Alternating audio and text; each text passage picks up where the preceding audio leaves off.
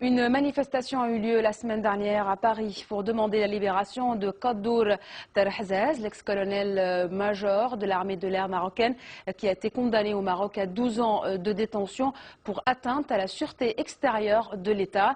Il a simplement adressé une lettre au roi Mohammed VI dans laquelle il demandait l'amélioration des conditions de vie des pilotes marocains libérés après plus de 20 ans de détention par le Polisario.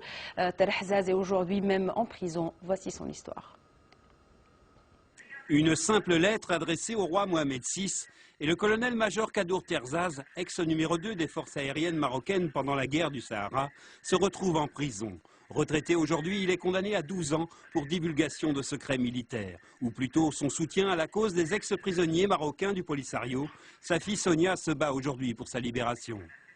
La lettre en aucun cas était polémique ou remettait en question, ou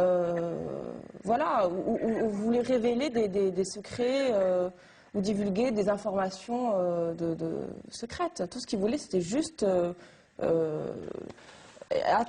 toucher Sa Majesté pour lui parler en fait de l'héroïsme de ses pilotes pendant le conflit et de dire tout simplement aussi de rappeler une promesse qu'avait fait le roi Hassan II qui avait décidé de procéder à l'avancement de ses pilotes une fois libérés.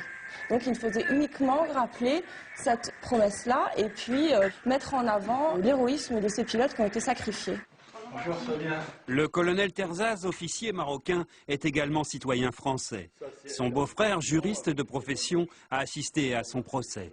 J'ai été surpris en voyant le tribunal, la composition du tribunal, voir que ce tribunal n'avait aucune pièce sur son siège. Or, la seule pièce qui a été présentée au tribunal, c'est une simple lettre. Le simple manuscrit qui aurait été écrit par mon beau-frère. Point barre. Sans parler des droits de la défense qui ont été violés, puisqu'il n'a même pas pu faire valoir des témoins à décharge. Et tout procès criminel nécessite des témoins à charge et des témoins à décharge. Or là, aucun témoin à charge, aucun témoin à décharge. Kadour Terhazaz n'a jamais été visité par les autorités françaises.